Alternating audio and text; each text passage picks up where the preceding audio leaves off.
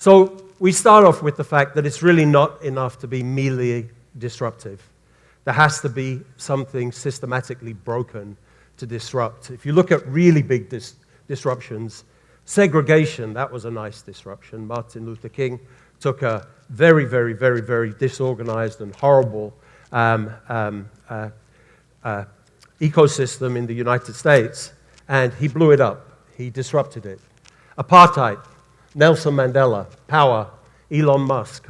My favorite disruptor, the disruptor that's most influential to me in my whole life, was Muhammad Ali. He disrupted boxing, he disrupted politics, he disrupted the United States, he disrupted people going to the Vietnam War. For me, he was a true hero, and he really epitomized some of the things that lots of the speakers have been speaking about, which is that it's not enough to have a good idea. You have to, with brilliance, which you might have a hell of a lot of resilience to get anywhere with a startup, and especially in what we've chosen, which is recorded music, which is, as you'll see, the gravestone of many entrepreneurs, and has been my gravestone a couple of times. So, digital music industry is very frustrating because it's very small. There are some people here from the digital music industry, and for all the noise that we make, or all of the great music that we make, the incredible thing is that the digital music industry is about $6 billion big. That would get us to number 7 on the global league table of annual revenues for drugs. So the digital music industry in itself is tiny, and that is a major part of the problem. And the reason that it's tiny is that it's a broken model. That what happens is that all digital music services lose money. And they lose money not because the people in them are stupid. Some of the great people that I know have run digital music services. It's just that there is a functional problem in the digital music industry. That we start off giving 75% of our revenues to content owners, right? We start off every day before we've even started. We know we're going to give 73% of our revenues to content owners. And the problem is, with Spotify is even greater. They're giving 85% of their revenues to content owners. There are very, very few businesses that can do anything when you're giving away 75, 85% of your revenues before you've even started. Because the assumption is, what are we going to do with the 15%? We've still got to go and get people. We've talked a lot about piracy up here as well. iFlix was very articulate. They started off with this idea that they were going to go and fight piracy, that everywhere there are pirated, the beautiful slide of the pirated DVDs and everything in the world is out there. Well, in 2000, there was a huge accident in the music industry, and all of the files in the world escaped. Since then, there have been a lot of very failed attempts to put that back in the bottle. Things don't go back in the bottle. Never happens. If I spill this water here and I try and pick it up, very little of it's going to go back in the bottle. It's gone, right? Those files have absolutely gone. So how are you going to get them back? The only thing is to do is to respect the experience that piracy is. Piracy has given people access to all of the files in the world. So what are we trying to do? How are we trying to address this intractable problem? We've got a very small industry that's very powerful. It influences the world. We've got a very dysfunctional industry because we give 75%, 85% of our revenues to the content owners before we've got out of bed. So the first thing that we do is we recognize that the actual problem of the music industry is that 1% of the people pay for all of the consumption in the world. There are 3 billion devices that are connected. There are about 30 million paid subscribers to music services in the world. 1% of the people in the world are subscribing to music services. That's not a business model. We address the 99%. What we're interested in is the 99% of people that don't pay for music through streaming music services. And what has happened is that because people aren't paying for music, and because only the rich, the people that have more money than time, pay for music. The people who have more time and money absolutely don't pay for music. In fact, it's almost a badge of pride that you don't pay for music. You go from one site to another and collect and experience. You get this enormous dysfunction and this tremendous opportunity here in Southeast Asia, right? What is that opportunity? You go to Indonesia. Indonesia is 4% of the world's population. It has a wonderful music market. It probably has artists in Indonesia to compare with any other place in the world. We recently put on a concert for 17 of the artists of Indonesia, of the top artists, and it was of such a quality that I imagined I was back home in the United States just going through video of the great pop stars that there are now today, from Beyonce to Rihanna, etc., etc., etc., because the quality of the artist was so high. But this 4% of a population generates only 0.4% of the world's music revenues. It's an obvious inequality, it's an obvious inequitability, and it's obviously got to be solved. So how do you go about solving it? The problem is that once you have an inequitable market, like the music market, just imagine the car market. If 1% of the people paid for all of the cars. Cars would be terribly expensive, wouldn't they? Right? They'd be appallingly expensive. Nobody would be able to afford it. That's the music industry. 1% of the people pay for all of the music, so people charge too much. The record companies charge too much for their content because they know nobody's going to pay for it. That, of course, compounds the problem. Now, we know, all of us know, that in this world, we've shown a lot of smartphones today. Who are the de facto distributors of music today? They're the telcos, they're the network operators. Nearly all music is distributed through mobile phones. And it has an amazing consequence. It doesn't work for anybody right now because the telcos are distributing mostly free music. The problem is it generates a really bad experience for the 99%, because the 99% are using their phones to go, first of all, to YouTube, then to go to a few download sites, and they're amalgamating an experience. So what's happened is that great experience that was Netflix, the great experience that was Napster, that great revolution that was Napster, actually, we've gone backwards since then. Napster put all of the music that there was in the world in one place so somebody could consume it, and since then we've been going steadily backwards so that the music can only be compiled if you go to one place or you go to another place and you put it together. So the users have a terrible experience, except for the 1% who can afford a Spotify, a Deezer, etc., etc. The artists hate it because they're not getting paid. They're getting paid only for 1%. And even the network operators, who you would think are the beneficiaries of this system, are not the beneficiaries of the system because they don't benefit from the new user behaviors that could provide them with value. So for a while, people have been saying that the solution is to hard bundle. If music's going to be ubiquitous, put it in everything. Put it in devices. Put it in data packs. Make sure that every time somebody has a mobile broadband connection, there's going to be music in that mobile broadband connection. And that's the solution. Has anybody actually worked with a mobile network operator? Has anybody ever tried to integrate a system between a content system and a mobile network operator? It's very, very, very hard. To do it sequentially with many, many network operators is even harder. What happens is the price of music license is too high, so we can't go to the network operators and tell them to buy hundreds and hundreds of thousands of network operator licenses because they just say we can't afford it. And it's very, very, very difficult to integrate with them. So our solution is this. What we've decided to do is over-index in local music. Why over-index in local music? It changes the economics. We can get better economics on local music than we can on international music. And the trick of this is that actually local music is incredibly powerful. Independent music is 40% of the music in the world, right? So if we can do a 40-60 split on local music and provide a service to local artists and musicians by taking their careers seriously and moving their music from the, excuse me one second. I really shouldn't have spilt that water on on the stage because I need every little bit I've got. So the way that it works is if we can change the economics just ever so slightly by focusing on local music, and by focusing on local music, I mean focusing on the local stars, the local breaking stars in that market, we can turn what was a 75-25 game into a 60-40 game.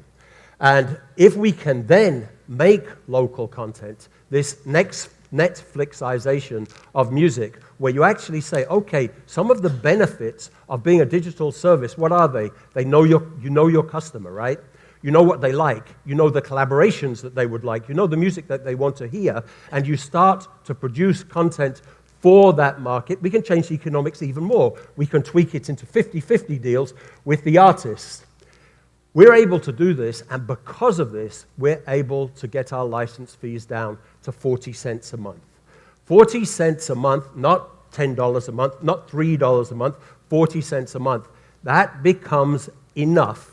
That becomes low enough that for the first time, a network operator, a Cellcom, an Excel, a Vodacom, can actually embed the cost of music in a data service without it affecting their competitive position with other telcos. And this is, if you like, the Holy Grail. The Holy Grail is to be able to put music inside of data packs and inside the devices without making them more expensive.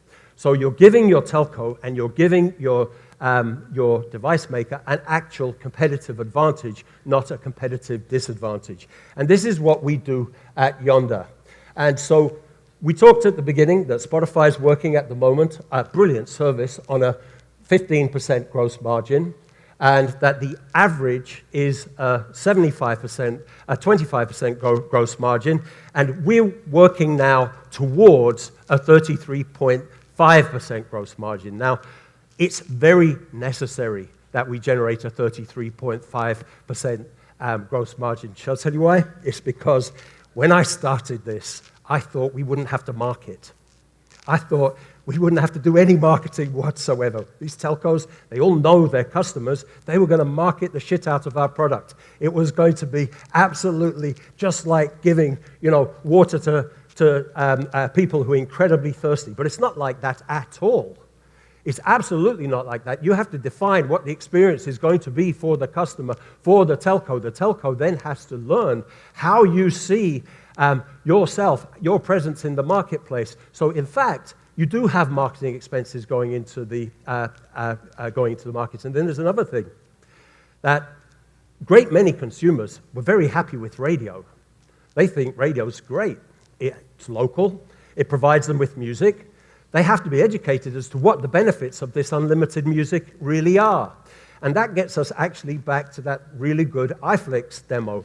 What is it about a product that you need to have in a developing market or in any market that defines it from the existing products that went before? Well, it has to be very portable. That means it's got to download onto the device. It has to be very intelligent because people actually don't know the music that they're going to try and listen to. So music has to follow music. Taste has to follow taste. Social has to follow social. Your application has to be social. It has to find people that have like music tastes to yours, and then it has to match you up with them so that you can listen to music seamlessly and you can get the radio experience that you had, but that it's not cluttered by advertising, it's of a very high quality, and it will go with you wherever you are. So first of all, you have to solve the economic problem, but then you have to solve the product problem, and then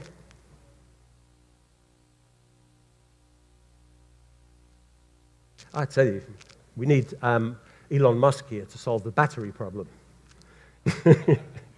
So then you have to do something else. And again, this is actually very, very similar to the iFlix solution. What we've done is we've secured spokes artists. They're people who have incredible local relevance. A good example would be here in KL, Dato Siti Nurhaliza, who not only says good things about us, but contributes exclusive music, does exclusive concerts for us, and actually takes us from the digital space to the analog space where people actually live their lives and say, you know what, this is relevant. This is a form of consumption that is relevant to me. In Indonesia, we have Aerial Noah, Afghan, and recently E1 Falls, right? I had an incredible experience with E1 Falls. We launched in Indonesia 2 weeks ago, and I knew E1 Falls was a very powerful person who had a very powerful audience. So we have this launch concert. It's got 17 of the biggest artists in Indonesia in it. And they all come one after the other, Raisa, Rosa, Afghan, Momo Geisha. And it's a great concert, and everybody's happy. And then E1 Fall comes, and it's something completely different. It's hands in the air. It's powerful. It's about changing the world. It's about the power of music. It was enormously important to me because what I understood was that culturally, this guy had a different place than everyone else. So we could use him as a spokes artist in a slightly different way to aggregate an audience.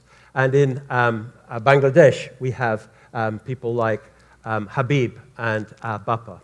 So what we do with these spokes artists is pretty similar to what happens with what you were shown in iFlix. We use them for their social media prowess. We use them for their social media network. We use them for their recommendation. We use them for their assessment.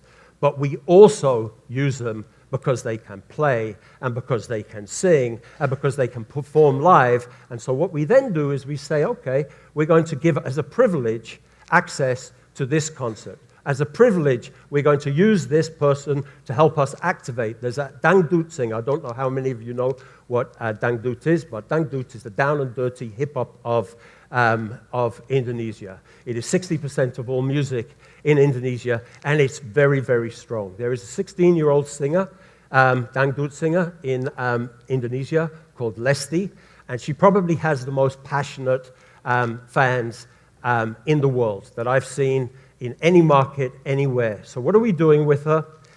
Every day during Ramadan, there's a little box on her Instagram, and it says that the 50th person to play my song, my new single, is going to get invited to karaoke with me during Hari Raya. This has been the most effective customer acquisition tool, better than targeted CPI burst campaigns, better than ATL, better than anything. Why? Because people want to go and see her so badly, to go and do karaoke with her so badly, and they don't mind playing her song because they're fans of hers. So they will play their song again and again and again. And we've got people just hitting play, play, play, play, play, just to go and have dinner and karaoke with Leslie. Why is that important? It's important because somewhere between, and this is the pivot thing, right? Again, somewhere between increasing the gross margin, somewhere between having a user experience that's relevant to your market, and somewhere between finding a touch point to the market that has huge relevance is where the model for music is going to be transformed. And that's what we're trying to do at Yonder, and it's working.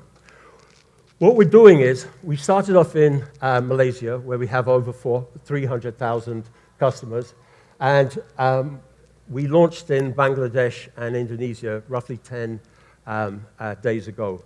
We are now already the most downloaded music application in Bangladesh by far, according to Google Play. We plan to launch in 7 markets the rest of this year, and 60 new markets in Asia, Africa, and the Americas by the end of 2017.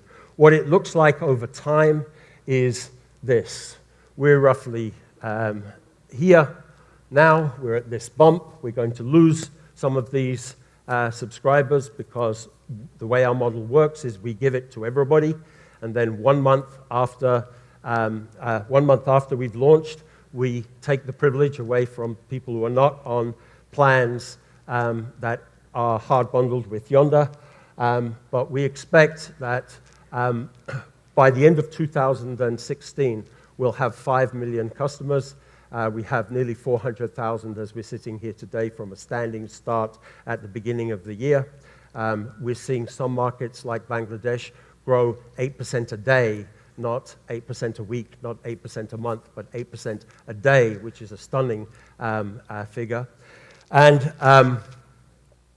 what we believe we can do is you can work out the math. If we're at, we think we'll be around 6 million by January next year, around 10 million by the end of the first quarter of next year, beginning of the second quarter. Our average revenue per subscriber is about, from a network operator, is about 50 cents. So you can work out the math of our business. So it's a very simple equation. It's your 10 million people times your 50 cents with a 33% margin. That's our business. We spend a little bit more on marketing than maybe we imagined we would at the beginning, but what we have solved is how you get music to the 99%.